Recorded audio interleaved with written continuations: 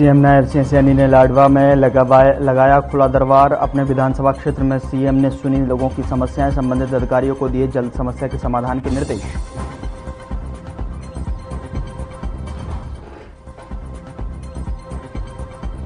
Faridabad police की गिरफ्त में 2 लुटेरे, ज्वेलरी शोरूम में हथियारों के बल पर की थी लूट। सीसीटीवी की मदद से पुलिस ने सुलझाई गुत्थी, आरोपी निकले दुकानदार के पड़ोसी।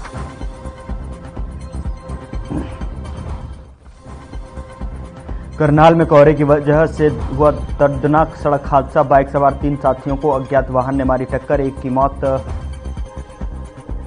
एक ने इलाज के दौरान तोड़ा दम।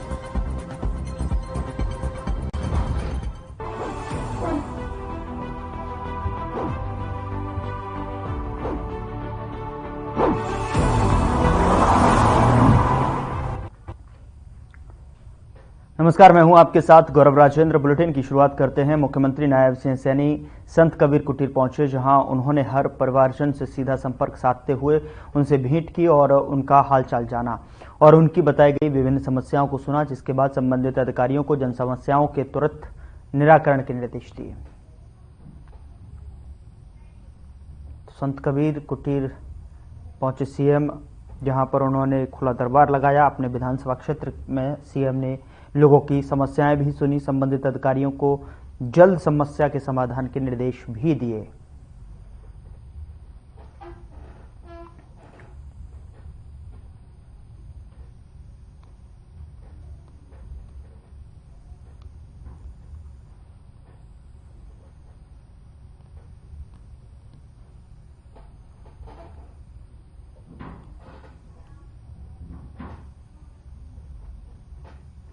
सीएम नायब सिंह सैनी ने लाडवा में खुला दरबार लगाया। अपने विधानसभा क्षेत्र में सीएम ने समस्याओं को सुना और साथ ही साथ संबंधित अधिकारियों को जल्द समस्या का समाधान करने के निर्देश भी दिए।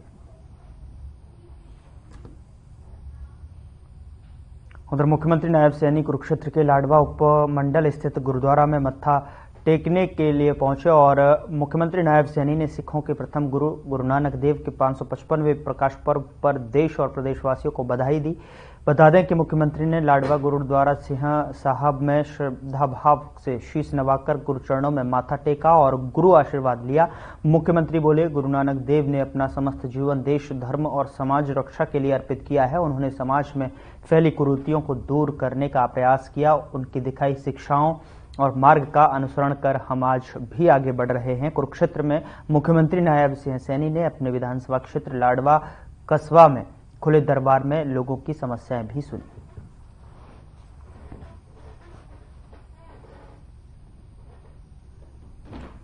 देव जी के 555वें प्रकाश पर्व की मैं सभी प्रदेशवासियों, देशवासियों को बहुत बहुत बधाई और शुभकामनाएं देना।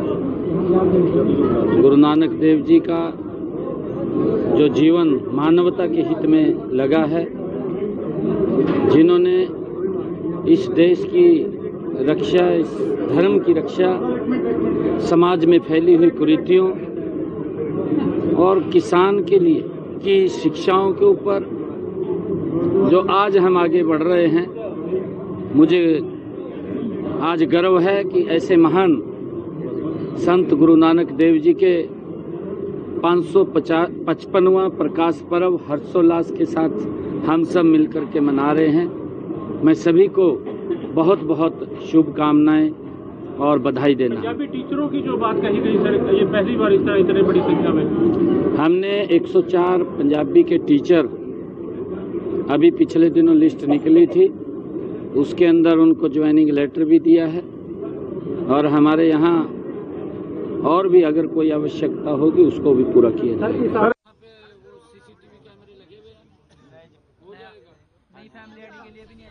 उधर इनेलो की राष्ट्रीय और राज्य कल्याणकारी की बैठक जो है हुई और बता दें कि विधानसभा चुनाव के बाद इनेलो की पहली बैठक हुई। इनेलो की ये बैठक चंडीगढ़ स्थित जाट भवन सेक्टर 27 में हुई। बता दें कि बैठक के बाद इनेलो प्रधान महासचिव अभय सिंह समेत तमाम कार्यकर्ता मौजूद रहे।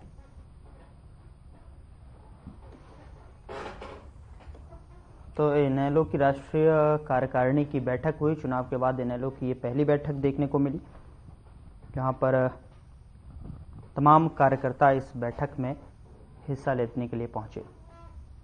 तो इनेलो की तरफ से चुनाव के बाद पहली बैठक कार्यकारिणी की, जिसमें कि प्रधान महासचिव के साथ में तमाम कार्यकर्ता भी इस बैठक में शामिल हुए।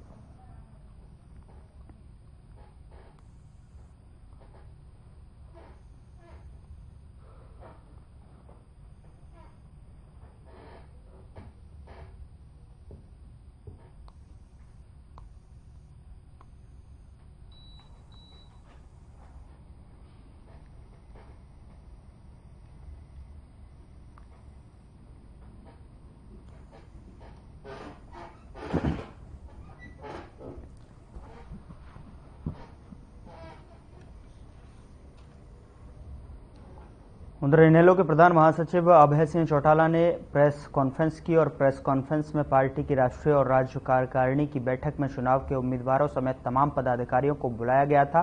चुनाव में उम्मीद थी कि इनेलो बसपा का गठबंधन मजबूत है, लेकिन उम्मीद के मुताबिक नतीजे नहीं रहे। और क्या कुछ कहा अभय चौटाला ने, आइए आपको सुनाते हैं।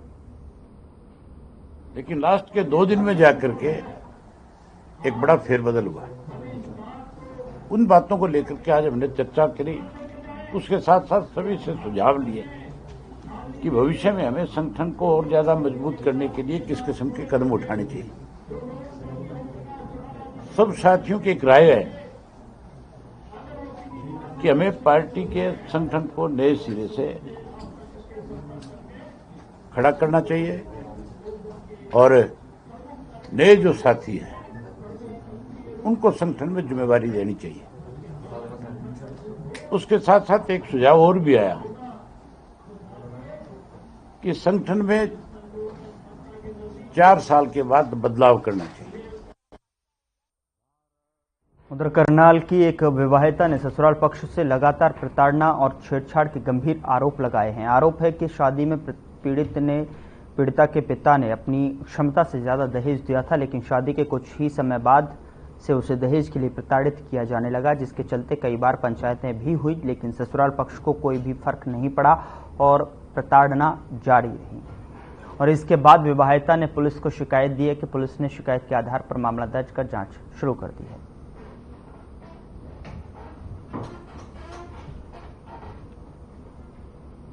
तो ससुराल पक्ष पर गंभीर आरोप लगाए गए हैं। एक विवाहिता के जरिए पुलिस को शिकायत दी गई कि उन्होंने दहेज की मांग के साथ साथ प्रताड़ित किया है और ये शिकायत पुलिस को दी गई और पुलिस इस मामले में मामला दर्ज कर आगे की जांच शुरू कर दी है।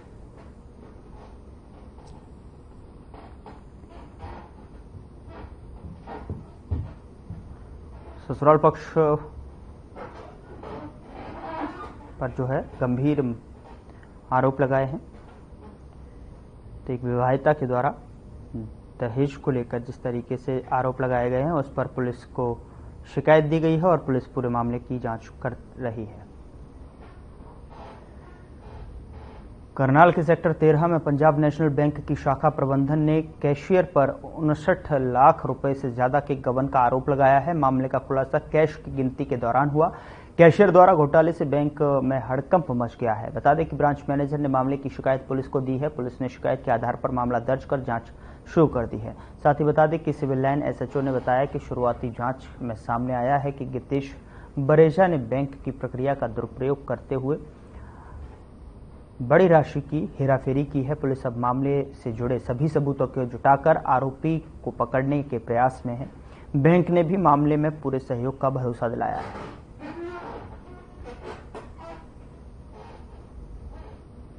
पीएनबी कैशियर पर गबन का आरोप लगा है। 59 लाख से ज्यादा गबन का आरोप यहां पर लगाया गया है। पुलिस पूरे मामले की जांच करते हुए नजर आ रही है और साथ ही साथ पुलिस को प्रथम दृष्टया जो मामले में लगता हुआ दिखाई दे रहा है वो साफ तौर पर बैंक के नियमों का दुरुपयोग यहां पर किया गया है और जिसमें कि बैंक ने भी पुलिस को आश्वस्त किया है कि उनको पूरी तरीके से जांच पड़ताल में सहयोग किया जाएगा।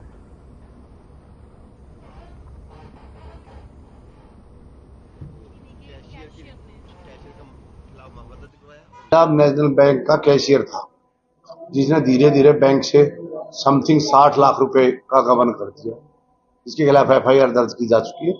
और जिसको सरकारी जनता के पैसे जिनको रिकवर करने के भरसक प्रयास, हर संभव प्रयास किया जाएगा। शिकायत किसके द्वारा की? शिकायत बैंक मैनेजर के द्वारा की गई है। बैंक कहाँ पर? सेक्टर 13 मार्केट में है। तो ये 60 लाख एक ही दिन में? नहीं, आराम आओ, कैशियर था, आराम से किया उसने, एक दिन में नहीं। तो क्या कार्रवाई की जा रही है? नियमानुसार जो कार्रवाई बनती है वो की जाएगी। हिरासत में ले लिया गया? हिरासत में ले लिया गया है। उधर यमुनानगर छोटी लाइन में आतिशबाजी के कारण लगी आग और आग से एक शोरूम में लाखों रुपए का सामान जलकर राख हो गया। मौके पर मौजूद लोगों ने बताया कि गुरु नानक जयंती और के चलते जो है लोग आतिशबाजी कर रहे थे। उसी समय एक चिंगारी सहित पटाखा दुकान के बाहर सामान में आकर फंस गया और जिससे भयंकर आग लग गई और देखते ही देखते शोरूम में रखा बैग और शूज जलकर खाक हो गए। आग पर काबू पाने के लिए फायर ब्रिगेड की आधा दर्जन गाड़ियां मौके पर पहुंची।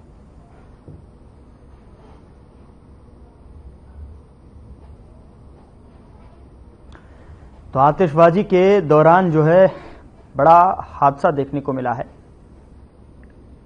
आतिशबाजी के दौरान जो है एक पटाखा पास में दुकान के रखे सामान के ऊपर जा गिरा और उसके चलते जो है आग ने देखते ही देखते बड़ा रूप ले लिया और दुकान में रखा पूरा सामान जलकर राख हो गया। इस पूरे मामले की घटना की जानकारी जो है फायर ब्रिगेड को दी गई तो आधा दर्जन से अधिक जो है फायर ब्रिगेड मौके पर पहुंचकर आग पर काबू पाया।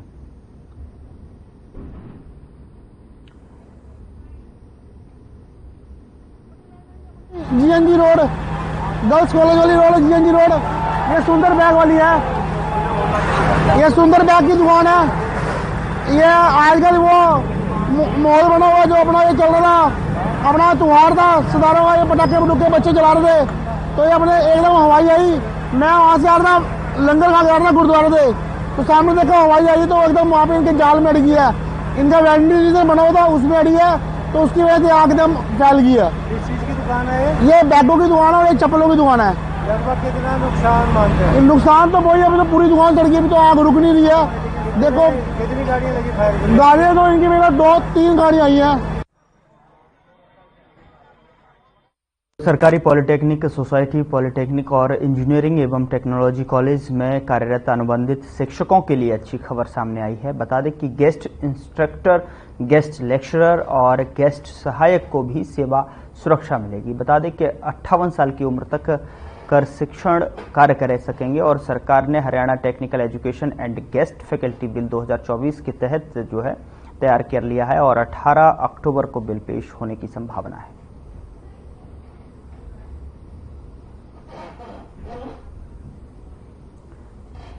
तो अनुबंधित शिक्षकों के लिए जाहिर सी बात है अच्छी खबर है, जहां पर बिल को तैयार कर लिया गया है और 18 नवंबर को जो है बिल पेश होने की संभावना है। 58 साल की उम्र तक के लिए जो है इसमें कार्य कर सकेंगे। अनुबंधित शिक्षकों के लिए खास तौर पर अच्छी खबर, बिल तैयार कर लिया गया है। साथ ही बता दें कि 58 साल की उम्र तक कार्य कर सकेंगे और उम्मीद है कि 18 नवंबर को जो है बिल पेश होने की पूरी संभावना है। उधर करनाल में जैसे ही कोहरे की शुरुआत हुई वैसे ही सड़क हादसे ने जो है दस्तक देनी शुरू कर दी। ताजा मामला करनाल मुनक रोड पर देखने को मिला है, जहां 3 साथी रोज की तरह बाइक से काम पर जा रहे थे, तभी तेज रफ्तार अज्ञात वाहन ने बाइक सवार तीनों को टक्कर मार दी। हादसे में एक की मौके पर ही मौत हो गई, जबकि दूसरे ने अस्पताल में इलाज के दौरान दम तोड़ दिया। तीसरे घायल का अस्पताल में इलाज चल रहा है और घटना की सूचना मिलते ही पुलिस ने शव को कब्जे में लेकर जांच शुरू कर दी है।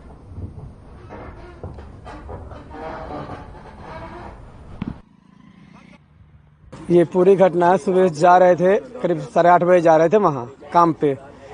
ये मुनक की साइड में काम पे जा रहे थे। अब ये ट्रक वाले धुंध में मार के चला गया तीनों का। अच्छा, ये रंजीत चला रहे थे मोटरसाइकिल, 2 बैठा हुआ था पीछे। अब उसके साथ ना जी दुर्घटना हुआ। अब वो ट्रक वाले का पता लगा नहीं अभी तो कुछ भी खबर, ये बात है। बाकी अब मौके पर जो होगा देखा जाएगा, अब तो क्या कह सकते हैं। किसकी मृत्यु हुई है? रंजीत की मृत्यु हो गया और कुमुद की मृत्यु हो गया। तो हाँ 3 लोग 3 लाख था। भोला घायल है, बुरी तरह घायल है वो भी इमरजेंसी रूम में पड़ा हुआ है। के बारे में कोई पता नहीं भाई, कहाँ हुआ कैसे हुआ। पता चला था भाई एक्सीडेंट हो गया गक्षीण और मुनक के बीच में। यहाँ आए तो 3 बंदे पड़े थे, 2 आगे टांग टूट रही हूँ, हॉस्पिटल भेज दिए। एक ये डेड बॉडी थी, अब इसको हॉस्पिटल भिजवा रहे, पता करते हैं। उन मजीरिया है, वो बताएंगे भाई कैसे हुआ था। हाँ वो बताओगे भाई कैसे हुआ, किस चीज के साथ हुआ था। अभी तक कुछ भी नहीं पहचान, अभी तक कोई पहचान नहीं।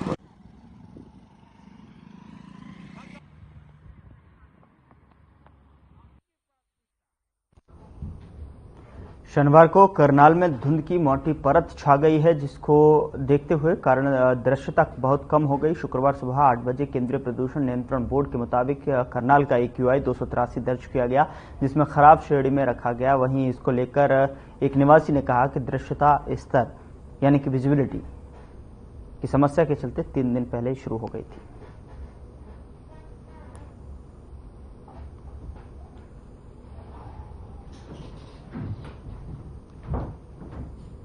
खराब श्रेणी में AQI रखा गया है और करनाल का AQI 282 दर्ज किया गया। स्थानीय निवासियों ने बताया कि जो खराब AQI है वो 3 दिन पहले ही दर्ज किया गया था।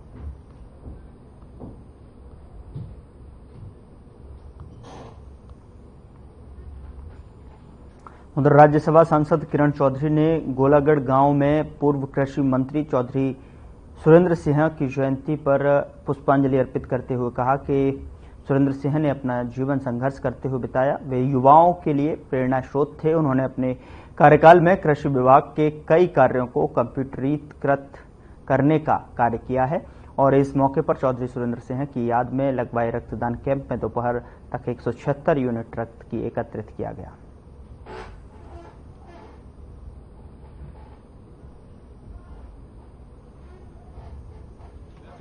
चौधरी सुरेंद्र सिंह जी का जन्म दिवस है और आज सारे हरियाणा के अंदर उनके जो कार्यकर्ता, उनके जो सहयोगी थे वो उनको याद कर रहे हैं। चौधरी सुरेंद्र सिंह जी जमीन से जुड़े हुए व्यक्ति थे और हर एक कोई उनको अपना भाई मानता था। बिल्कुल। और मैं तो कहती हूँ ऐसे संत प्रवृत्ति के व्यक्ति थे वो। बहुत ही सरल, सारा काम अपने आप करना, जनता की सेवा में 24 घंटे लगा रहना और संघर्ष का जीवन जो है उन्होंने अपना बिताया। मुख्यमंत्री पिता थे उनके, लेकिन चौधरी सुरेंद्र सिंह जी ने पूरी तरह से अपना संघर्ष ही जो है पूरे जीवन भर जो है उन्होंने अपने कार्यकर्ताओं के प्रति जो है उनको आगे बढ़ाने के लिए रखा और अपने पिता चौधरी बंसीलाल जी के सारथी के रूप में उन्होंने काम करा।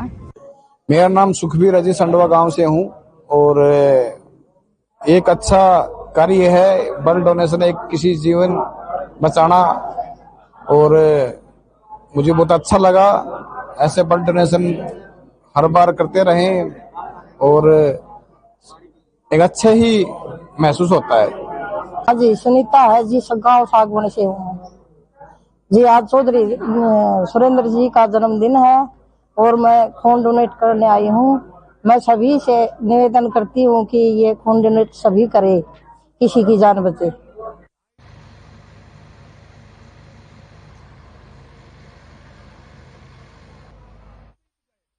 उधर फरीदाबाद ज्वेलरी शोरूम में लूट की कोशिश करने वाले आरोपी दुकानदार का पड़ोसी निकला है और क्राइम ACP अमन यादव ने पत्रकार वार्ता के दौरान खुलासा करते हुए कहा यह दोनों आरोपी पीड़ित के पड़ोसी हैं और दोनों ही लूट करने की नीयत से हथियारों के दम पर शोरूम पर लूट की कोशिश की थी। आरोपियों के पास अवैध हथियार कहां से आया, इस बात को लेकर जांच की जा रही है और एक आरोपी LLB का छात्र है।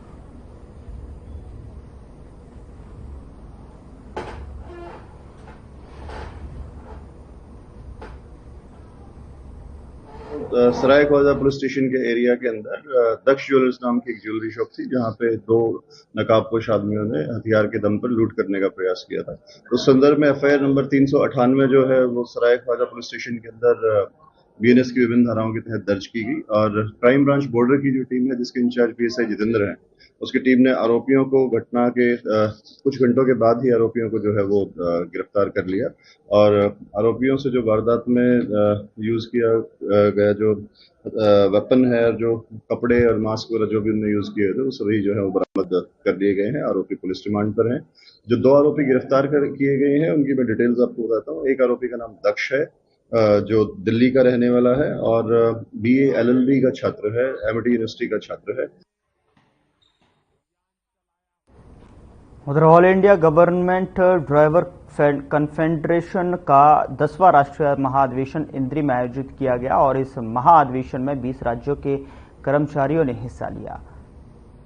इस आयोजन में मुख्य अतिथि के तौर पर इंद्री के विधायक रामकुमार कश्यप पहुंचे। सभी कर्मचारियों ने प्रधानमंत्री और हरियाणा के सीएम के नाम अपनी मांगों का एक मांग पत्र सौंपा।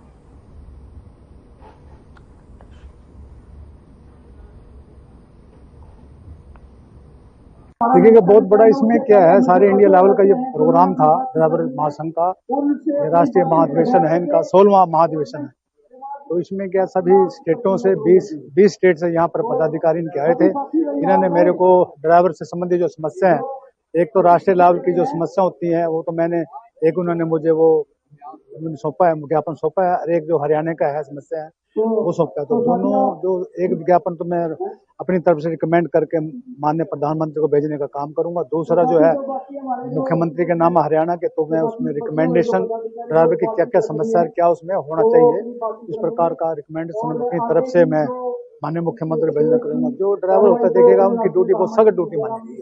All India government driver confederation पूरे भारत के विभिन्न राज्य, केंद्र शासित प्रदेश, केंद्र सरकार के वाहन चालक साथियों के वेलफेयर के लिए बनाया गया है और 96 से ये संगठन लगातार कार्य कर रहा है।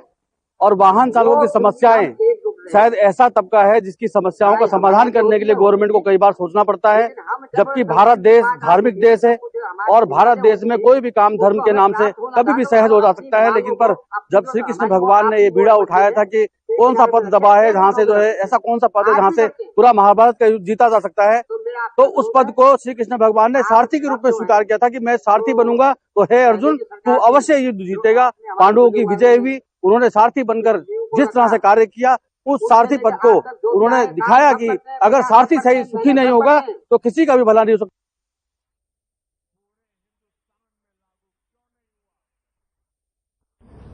उधर रेवाड़ी में एक बेकाबू डंपर का आतंक देखने को मिला। डंपर ने पहले एम्बुलेंस को टक्कर मारी और इसके बाद संतुलन बिगड़ने पर 2 बाइक और एक स्कूटी को अपनी चपेट में ले लिया। बता दें कि डंपर का आतंक यहीं पर खत्म नहीं हुआ। बेकाबू डंपर पास में एक चाय की दुकान में जा घुसा। हादसे में 2 लोगों की मौके पर ही मौत हो गई, जबकि एक शख्स गंभीर रूप से घायल हुआ। सूचना मिलने के बाद मौके पर सदर थाना पुलिस पहुंची और डंपर चालक को गिरफ्तार किया है, जिसमें लोगों ने घटना के बाद ही पकड़ लिया था।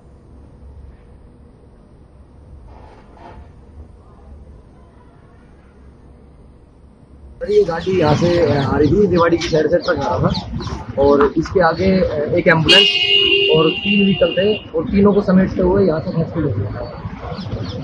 उसके नीचे 2 आदमी आ गए, लेकिन 2 एक तो डेड हो गया और एक आदमी ज्यादा सीरियस है और एक हाथ से बच गया।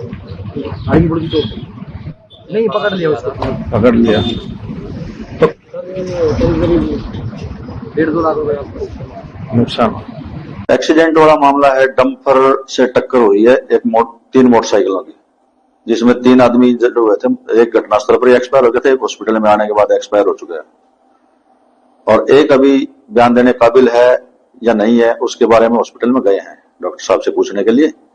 जैसी स्थिति होगी आपको अवगत करा देंगे। एक एम्बुलेंस थी साथ में और एक डंपर था, तो अचानक ब्रेक डंपर ने लिए या एम्बुलेंस ने लिए तो घटनास्थल से करियर अभी हुआ नहीं, लेकिन एम्बुलेंस भी पलट गई थी, उसमें भी एक डेड बॉडी थी। तो डेड बॉडी को तो पहुंचा दिया जहां उसने जाना था और एम्बुलेंस को भी यहां ले आए हैं फिलहाल थाने में।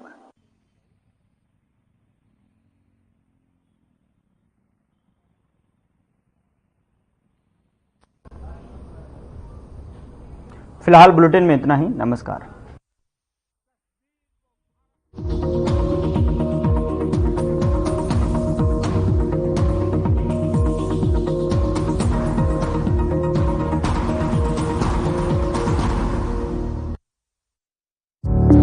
Through constant innovation